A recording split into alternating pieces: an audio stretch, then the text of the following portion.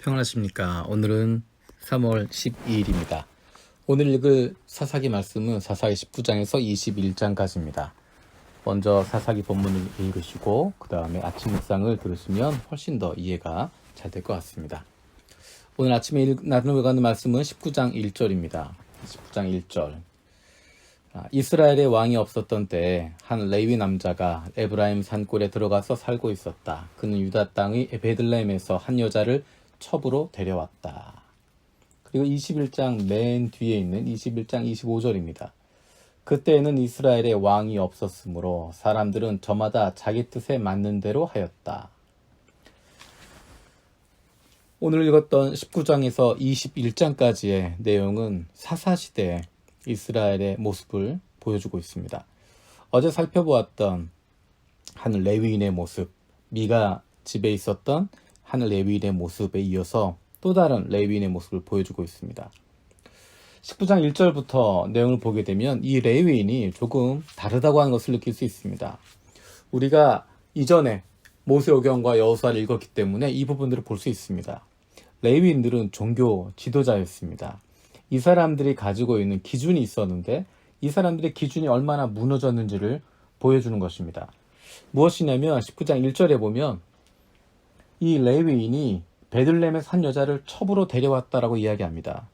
종교 지도자로서 첩을 취하고 있었던 레위인의 성적인 타락을 보여주고 있습니다.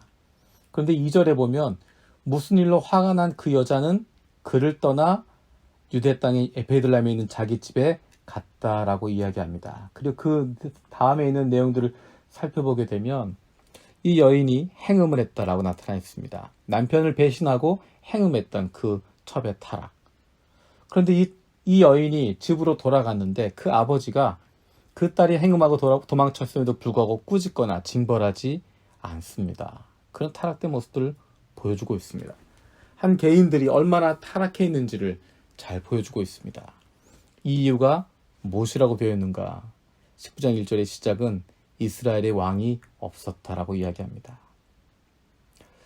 그리고 그 뒤에 이어지는 19장의 내용들을 보면 기브와 성읍에 들어가 있는 그의 모습을 봅니다. 근데 그곳에선 나그네들을 대접하지 않습니다. 그리고 타락된 모습을 보여줍니다. 놀라운 것은 19장 21절부터 등장하고 있는 기브아의 모습들, 이 내용과 창세기 19장 4절에서 8절에 나와 있는 소돔의 모습이 너무도 일치하고 있다는 것입니다.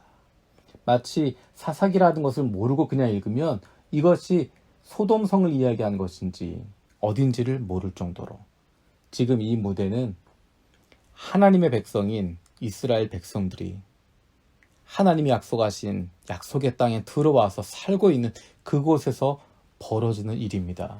그런데 그곳에서의 모습이 창세기에 나와 있었던 그 멸망당한 소돔의 모습과 다르지 않다는 것입니다. 그 공동체가 그렇게 타락해 있었다는 것입니다. 뿐만 아니라 그 내용들을 읽어보면 너무도 마음 아픈 내용들을 살펴보게 됩니다. 19장 24절에 보면 주인 노인이 이 레위 손님을 보호하기 위해서 하고 있는 이야기가 있습니다. 여기 처녀인 내 딸과 그 사람의 첩을 내가 끌어다 줄 터이니 그들을 데리고 와서 당신들 좋은 대로 해라. 이 레위 손님을 보호하기 위해서 자기의 딸을 그리고 그 사람의 첩을 끌어다 주겠다는 것입니다. 이 사람들 니네들 마음대로 해라. 그 대신에 레위 사람은 손대지 마라라는 것입니다. 이 얼마나 말도 안 되는 거 아닙니까? 25절에 보면 더 놀라운 것은 이 레위인이 이렇게 합니다. 그래서 그 레위 사람은 자기 첩을 밖으로 내보내어 그 남자들에게 주었다라고 이야기합니다. 자신의 신변을 보호하기 위해서 자기 첩을 밖으로 내보내서 그 사람들에게 그 행패를 부리고 있는 사람 불량배들에게 넘겨줬다는 것입니다. 자신의 목숨을 구하기 위해서 이 여인을 밖으로 내보냈다. 위험 속으로 던져버렸다. 그리고 놀라운 것은 27절입니다. 아침 일찍에 일어났을 때 그 여자의 남편이 아침에 일어나서 집의 문을 열고 떠나려고 나와 보니 자기 첩인 그 여자가 두 팔로 문지방을 잡고 문간에 쓰러져 있었다. 그 여인이 밤새 그 불량배들에게 어려움을 당하고 있었을 텐데 거기엔 전혀 마음을 두지 않고 있었던 것입니다. 그저 아침 일찍 일어나서 빨리 짐 챙겨서 떠나려고 했던 겁니다. 그러고 나와 보니 바깥에 죽어 있다는 것입니다. 그리고 28절에 일어나서 같이 가자고 말하였으나 아무 대답이 없었다. 얼마나 무책임하고 얼마나 무정하고 얼마나 무자비한 모습을 보여주고 있습니까? 그는 집으로 그 시신을 가지고 가서 29절에 그 첩의 주검을 12토막을 내서 이스라엘 온 지역으로 그것을 다 보냅니다. 그리고 기브아 사람들이 이런 짓을 했다라고 이야기합니다. 거기에 이 레위인은 아무런 자신의 책임도 이야기하지 않습니다. 자신이 무책임했던 것, 자신이 이 여인을 죽음으로 몰아넣었던 것, 거기에 대한 회개는 찾아볼 수 없습니다. 오히려 자신을 두렵게 했던 기브아 사람들에 대한 적대적인 마음으로 싸움을 불러일으키고 있습니다. 20장에 넘어가면 이스라엘이 전쟁을 준비하는 모습을 보게 됩니다. 그런데 이스라엘 자손들이 함께 모여서 어떤 내용인지를 확인하는데 그 가운데 베냐민 지파는 빼놓습니다. 빼놓고 자기들끼리 모여서 결정하게 됩니다. 그리고 당연히 자기들의 죄를 먼저 회개하는 것이 있어야 될 텐데 그것에는 관심을 두지 않고 핏값을 갚는데 명분을 쌓는 데만 힘을 모읍니다. 누가 먼저 가서 칠 거냐, 누가 먼저 싸울 것이냐, 그것만 보고 있습니다. 하나님 앞에서 한 공동체여야 하는데 그들이 각 지파별로 흩어져 버렸고 하나 되지 못하고 있다는 것입니다. 왜냐하면 19장에 이야기했던 것처럼 이스라엘에 왕이 없었기 때문에, 그들에게 왕이 없다고 생각했기 때문에 각자 자기 옳은 대로 했다는 것입니다. 겨우겨우 승리를 거두게 됩니다. 하지만 베냐민 지파가 이제는 없어질 위험에 빠지게 됩니다. 21장에 보면 베냐민 지파 회복을 위한 여러 가지 방법들을 만들어냅니다.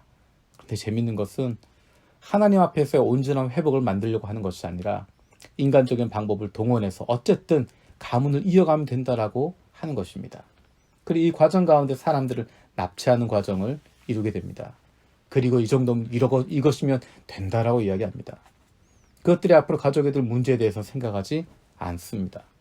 하나님의 방법을 찾는 것이 아니라 하나님이 원하시는 것이 무엇인지를 한 번도 구하는 것이 아니라 그냥 사람의 능력으로, 사람의 지식으로 해결하려고만 했던 것입니다. 이것이 바로 가나안에 살고 있었던 이스라엘 자손들의 모습이었습니다. 하나님을 왕으로 인정하지 않고 자기 마음의 좋은 대로 살고 있었던 사람들, 개인들도 공동체도 온 지파들도 이런 모습을 가지고 있었다는 것입니다. 19장에서 21장을 읽다 보면 이게 무슨 일인가? 이게 옳은 것인가? 라는 의문이 드는 상황이 펼쳐집니다. 맞습니다. 옳은 것 아닙니다. 잘못된 것들입니다. 잘못된 모습들입니다. 옳지 않은 모습들입니다. 우리가 앞에서 모세오경을 읽고 여호수아를 읽고 사사기를 읽게 되니까 하나님의 마음이 어떨지를 보게 됩니다. 얼마나 마음이 아프셨을까. 21장 25절 이렇게 사사기가 끝납니다. 그때에는 이스라엘에 왕이 없었으므로 사람들은 저마다 자기 뜻에 맞는 대로 하였다. 왕이신데, 하나님이 왕이신데 하나님을 왕으로 인정하지 않기 때문에 그 백성들은 왕이 없는 백성으로 살아가게 되고 저마다 자기 뜻에 맞는 대로 살아가게 되고 그 모습은 멸망당했던 소돔과 다르지 않은 모습이고 그것에 가나안 땅에 살고 있었던 다른 가나안의 신들을 섬기고 있었던 다른 민족들과 다르지 않은 모습이었고 오히려 더 타락하고 더 더럽고 더 추악한 모습임을 보게 됩니다.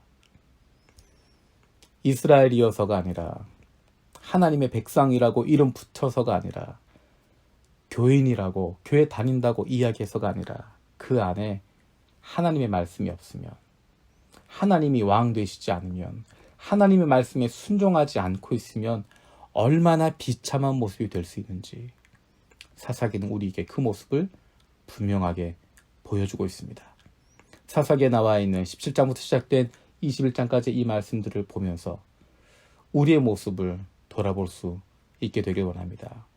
하나님의 백성이라고 불리는 사람들이 하나님을 왕으로 인정하지 않으니까 얼마나 비참해지는지, 하나님의 사람들이라고 이야기하는데 하나님과 관계없이 살아가는 사람들이 얼마나 추할 수밖에 없는지, 얼마나 더러워질 수밖에 없는지, 우리가 하나님의 백성이라고 이야기하고 하나님의 자녀들이라고 이야기합니다.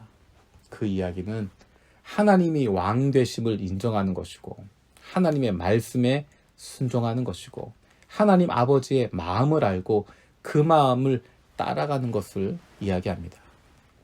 저와 여러분들은 하나님의 백성으로, 하나님의 자녀로, 왕 되신 하나님, 아버지 하나님, 그분의 말씀에 순종하고 그 뜻대로 살아갈 수 있는, 하나님의 말씀 가운데 순종하며 살아갈 수 있는, 그로 말미암아 하나님 나라 백성의 기쁨을, 하나님 자녀의 즐거움을 날마다 날마다 누릴 수 있는 저와 여러분들 되어지기 원합니다. 기도하겠습니다. 살아계신 하나님, 사사기 말씀을 읽으면서 이제 마지막 부분을 읽으면서 마음이 무겁습니다. 하나님께서 출애굽시켜 주시고 광야를 지나게 하시고 가나안 땅에 들어가게 하시고 그곳에 자리 잡게 하셨는데 그들이 하나님 말씀 순종하지 않고 왕 되신 하나님 떠나 있으니까 사람마다 제 멋대로 자기 뜻대로 살아가게 되니까 소돔에 나와 창세기에 나왔던 그 소돔의 모습, 그 모습을 우리가 보게 됐습니다. 얼마나 추한지, 얼마나 더러운지, 어떻게 그 공동체가 무너지는지, 어떻게 그 사회가 타락해 버리게 되었는지 그 추한 모습을 보게 되었습니다.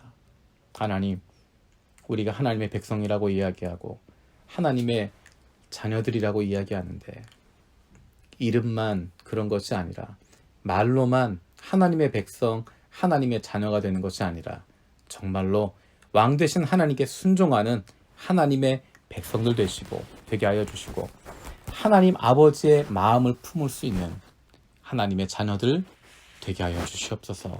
감사드리고 예수님의 이름으로 기도드립니다. 아멘.